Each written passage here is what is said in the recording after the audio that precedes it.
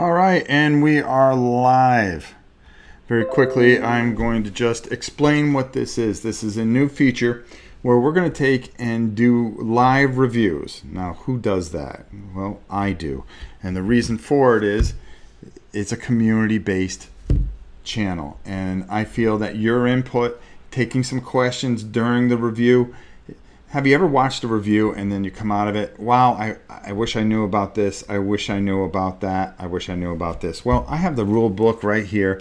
We can go through. We could talk about a couple things. There may be things I missed that you guys as an audience want to add that feels it's important for somebody who may see this afterwards. Now, because these are live, there's a couple announcements I always have to make before each review, and that is that we are sponsored by Miniature Market. Please go there if you ever want to pick up any games, and you will find that you will get great games at great prices. And please go there. They are now doing a survey about Review Corner, so if you click the Review Corner button, it'll say you as a review. Go in there, take the survey, put down who you like, who you don't like, what you like about the Review Corner, what you'd like to see with the Review Corner. It really helps them with information. And Review Corner, of course, is sponsored by Miniature Market, and that's with myself, and of course, none other than the great Game Boy geek, Dan King, who, if you haven't, go check out his channel and all his great reviews. He's fantastic, along with a cast of others. Now, when you have a question, please save it towards the end and then put questions so I can pick up on it so we can have this flow very smoothly. Today, we are going to be taking a look at Swords and Sorcery. Yes, this is a game that I got at Origins, and it's a big question in a lot of people's minds. Is it good? Is it not? You know, is it just another run-of-the-mill thing? Well, there's only one way to find out, and that's if we go down to the table. Now, here you see the box. And inside the box, I kind of broken a couple things out because I wanted to show you a bunch of stuff. It comes with a fantastic rule book, as you can see.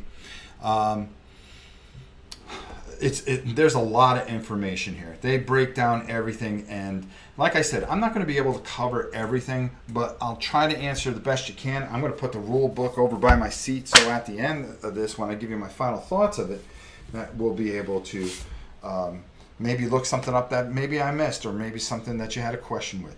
Now, it comes with a great cheat sheet, more or less.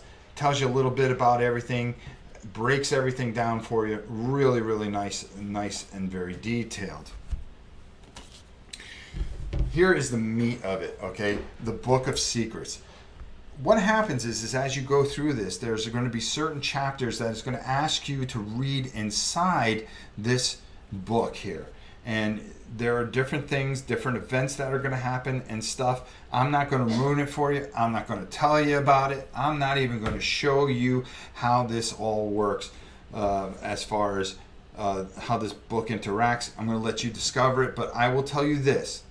In the first mission that we did, the mission flew and went through very nicely, and it worked very well, and I really like the story so far. And of course, the storybook. There's a lot of background here. It tells you a lot of different things. There's all the quests your different quests are in here. I'm not going to spoil it for you. I'm going to put this aside as well because we do not want to ruin anything to do with this game.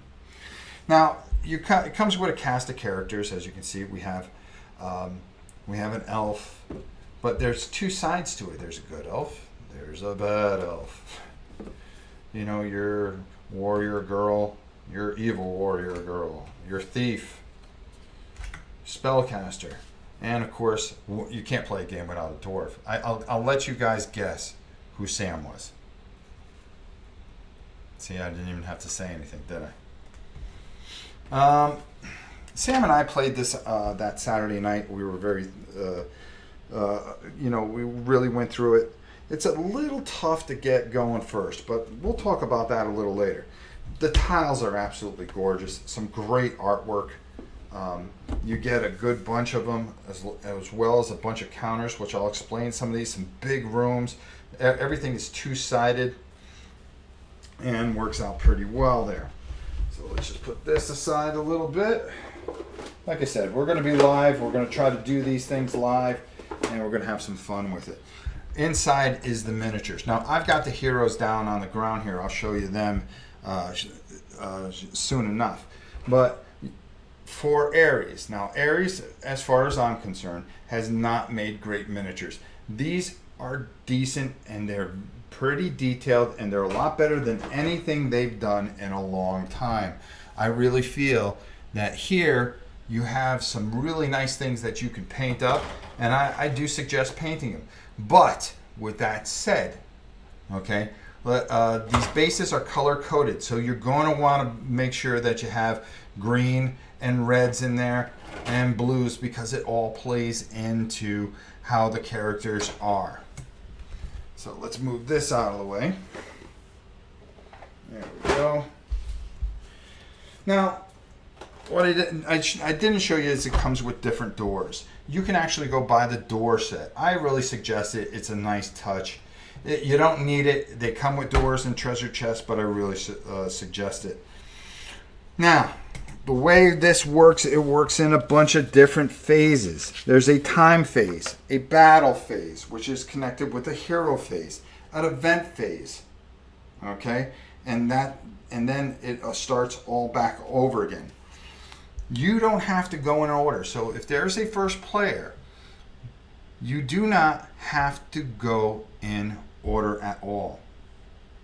What you do have to do is you talk amongst yourselves and decide who's going to go. Now here's some of the characters here. So we're going to actually put these guys out. Usually you have a party of 4, which works out perfectly. And you would start in an area. Now, as you can see, there's no little boxes here. Everything is separated by rooms. And that's how you go. So if you have a movement, you're going 1, 2, 3, 4. Now, you think you can move pretty fast through this dungeon, but there are spawn points, which I didn't punch out, and these creatures will spawn. And they are pretty nasty to begin with.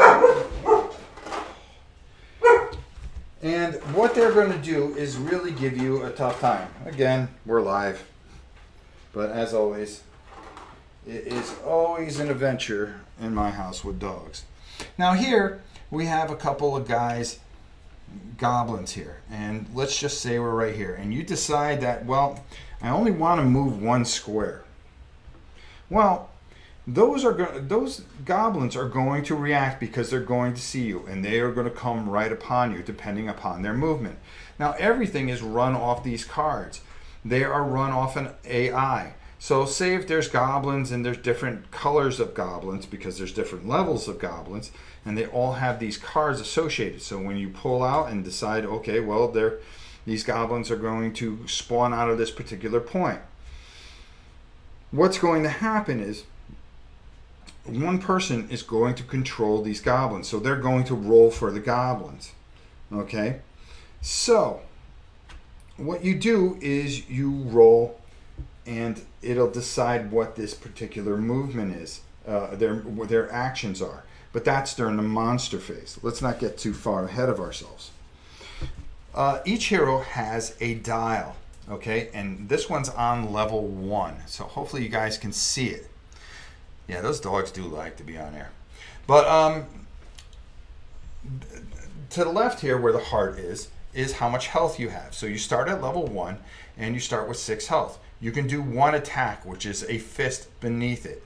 You can do 1 action, such as open a door, open a chest.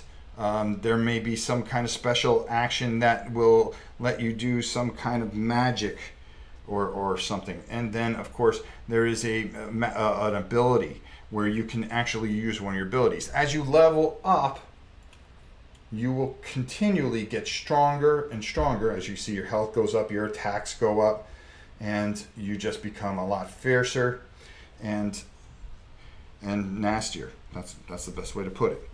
What you're trying to do is defeat, and you'll have an objective. Now these are called soul gems. How do you level up, you ask? Well, this is how you're gonna level up with these soul gems. You'll either get cash for defeating an enemy, or you'll get a soul gem. Now, how do you attack, you say? Well, let's just say our good old knight decided to rush right in. Now, because of the particular weapon that he might have, and according to these cards, let's pull this card here, you can see that there are little swords here. You can put anything with a double sword in this particular hand, so maybe he has a shield that'll give him some advantage to protect himself. So the shield would go, the shield would go here, and anything with one weapon, with one sword, would go on this side, or a shield on the other side. You also have abilities that you can carry around, like once per round, you can taunt somebody. What usually happens with the goblins is they go over after whoever has the most money, and as you go through dungeons, you'll be collecting money. So as people get more money, you may both be in the same square, but they're going to attack the person who has more money, because let's face it, goblins are very greedy. That's what they want. They want the most money. Now, your dice, say he decides to swing at a goblin with a sword. Here, on the top here, it says 2 blue. Pretty simple. You have 2 blue die. There's all kinds of different symbols on here, which pertain to different things that can happen depending on who you are playing with. For this instance, we rolled 2 shields. Those are 2 defense. So, because he's not defending himself, well, guess what? That's a complete whiff. But let's just say that he hit. There's a symbol on here that is considered a hit, and I hope you guys can see it. And it looks a little better on the card here. As you can see, that is a hit. So say he rolled 2 hits with a lightning bolt. Well, that's one of the things that this has, is a lightning bolt. So this particular knife, if he hit and he got a lightning bolt, it would do an additional damage. So essentially, he would do 3 damage to one particular goblin. And guess what? How much damage can this goblin take? There's only one way to find out. Take a look at his health down here. So essentially, he would take 3. Now, because he has no saving roll or any type of save, he would not get any save, or he doesn't have any armor, which you would have to pierce first. He would actually be removed from the board. And when he is removed from the board, they would get 5 gold. So the knight would have 5 gold.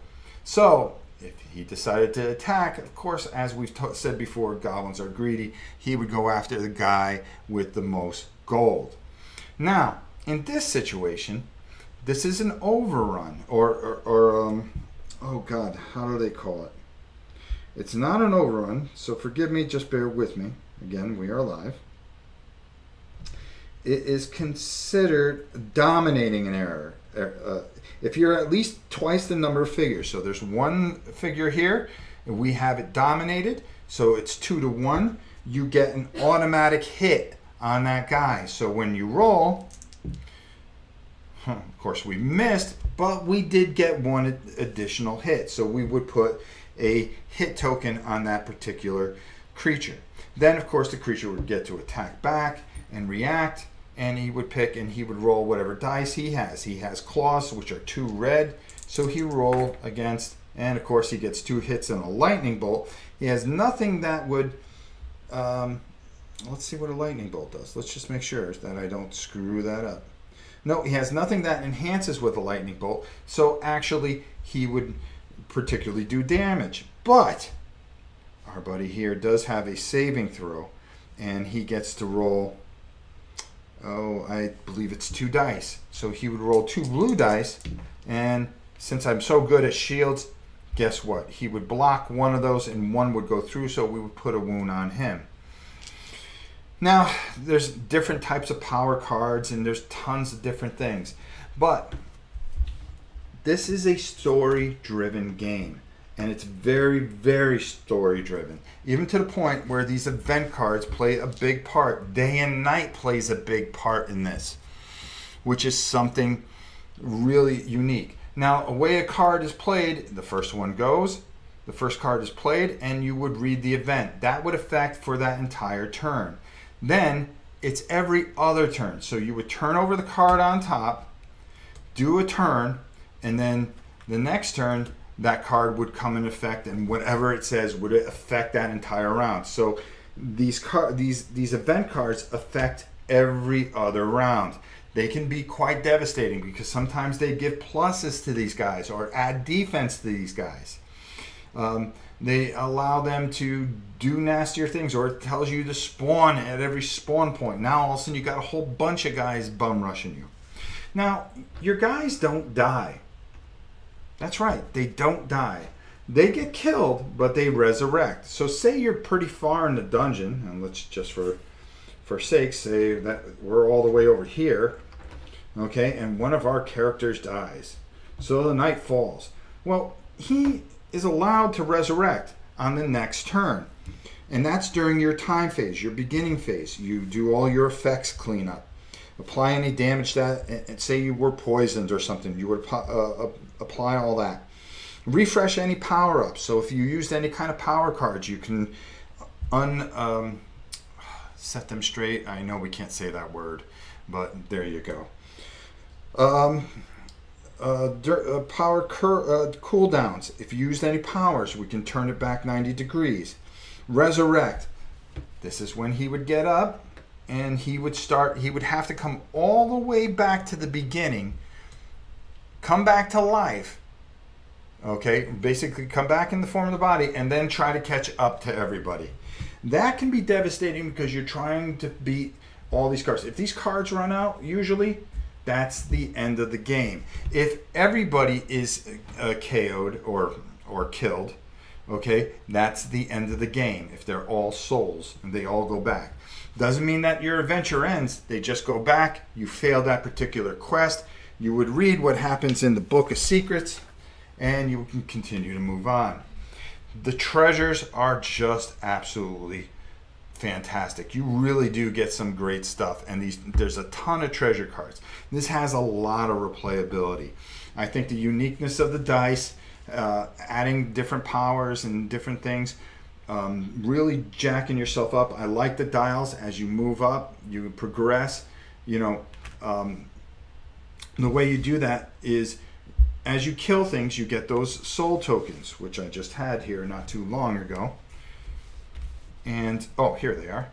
So if you got 4 of these, you would talk amongst yourself and decide which one of you is going to use the soul tokens to level up. Soul tokens are not kept by one person. They are put in the middle as a pool. And everybody pulls them together. And if somebody can level up, they're going to level up. So that's primarily the game. It's very, very story driven. This book is just fantastic. So I think the best thing that we can do is probably go up top and get my final thoughts on what I think of Swords and Sorcery. Swords and Sorcery. I think this is a fantastic game. I really enjoyed it. Sam and I had a lot of fun playing this. We played for almost 3 hours. It was clunky because we were playing with, how many was it? It was 5. We had 5 adventurers, so we were playing five player, and everybody was playing for the first time. We played for 3 hours. It went by fast. It wasn't something where you got lost. Once we started to figure it out after a couple of turns, it was a lot of fun. So if you have a question, please put it in the question form so I can see it, and then I'll answer it very quickly. We'll take a couple of questions at the very end, and what we'll do is we'll call this a review. First, I'll give you what I think of the game.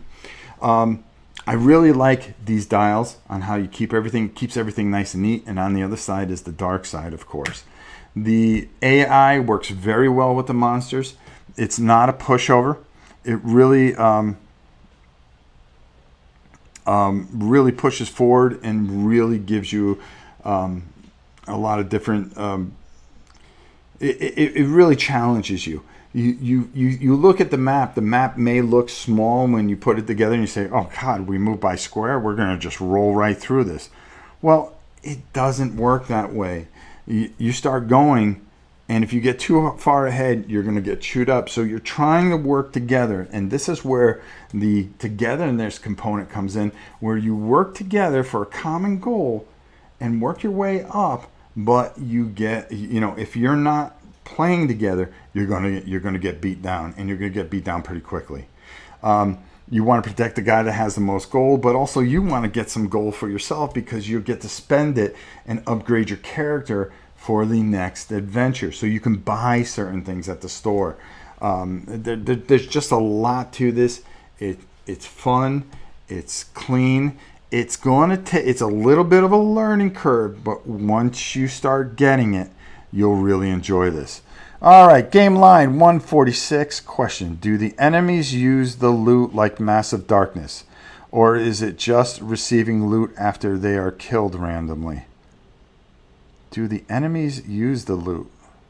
No, they don't use the loot. Massive Darkness, I don't know enough about. I'm waiting. I don't pay attention to it until I can get my hands on it. So what it is you're getting the loot so you can use it later on in the game. All right, we'll take some more. How are the minis in comparison to GW? First of all, nothing comes as close to GW. GW is the best in the business. Okay, the very best in the business. If you're looking for GW minis out of this, you're not going to get it. But will these paint up nice? Will these look nice on the table? I guarantee they will. And you won't be thinking about GW and stuff like that when we're done with them. With domination, must you take the free attack? Not sure if there's a situation where you might not want to take the attack. No, it's when you attack, you do get a +1. If you don't do anything, you just don't apply something there. If you're standing there and you decide not to attack, that does not come into play until you decide to attack.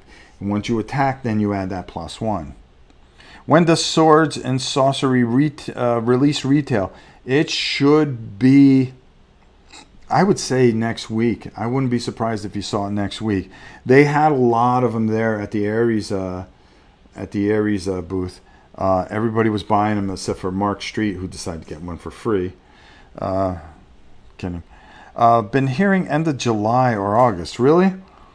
I heard end of June.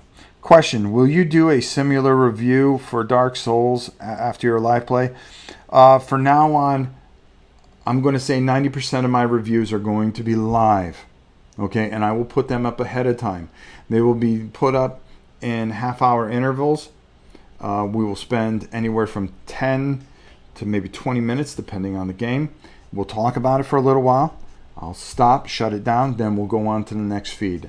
I feel that making you guys interactive and a part of it is very important. This is innovative, I think. I don't think anybody else is doing live reviews, and I think this is the way to go. I think since, live up to what this community is on this particular channel. We do everything live. We involve you live. This will go up on Miniature Market as a review. So you guys are part of it. My community is part of my channel. And if you are part of my channel, you are part of everything I do. And Mark going, wow, I knew he was lurking in the background. See, he's not going to get forgiven for getting a free copy of this just because he's Board Game Corner. Go there, check it out. All right, so I think we handled all the questions that we had for this particular game. If you have additional questions, please email me at NovaPrime860. You will find me there. Let's just take a look down one more time and take a look. You really get some great components, and I know everybody is really wondering about these components. I think they're really, really nice. How does this compare to Descent 2.0? Well, I can tell you this much.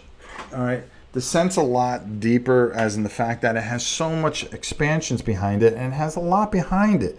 But I really feel that this is a good game. It's different. It has a little bit of that feel. I'm not gonna lie to you.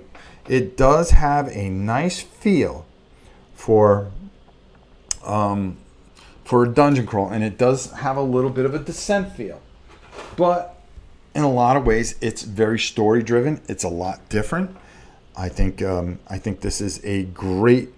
I think this is a great game onto itself by itself. If they put some expansions into this, I think this can be very successful. So with that said, let's give it a final rating here. What I'm going to give this is 4 stars out of 5. I like it. I'm going to play it more. I'm going to get this all painted up. There's not a lot of minis to it. For what it is, I wish there was more to it because I liked it that much. So that's what I'm going to go with. Or I probably would give it a little higher if I got more. But I've only played the first scenario twice, and I'm liking what's happening. I liked it so much, Mark Street went and got a copy, and he paid for some dice and some doors. So a nice different twist on the minis. Again, it is not GW, but I really feel that this is good quality. This is probably some of the best quality of miniatures I've seen from Ares. And I get everything that they have. I really enjoy them. There's already an expansion, Valeria Soler. Well, it's not out as far as it's a Kickstarter thing, I believe. There's an Act 2, Darkness. Yeah, that is a Kickstarter thing. So until it comes to retail, I'm going to go with what has retail. So without any further ado, next time you see this will be painted, and we will be playing it with our group, and we'll do a live play of it. I hope you guys enjoyed this. This is the way we're going to be doing things from now on. Very interactive. Be sure to check out Review Corner. Again, my man Dan King's there. Great reviews. Go to Review Corner. You're going to see a survey. It's going to say review by you. That means you. You're going to review us. Put your comments. Say what you really mean. Say what you think, and let them know so we can make Review Corner better. Again, thanks to Miniature Market for sponsoring this channel. And until next time, or actually a little later, I'm Rob Orn. We'll see you soon.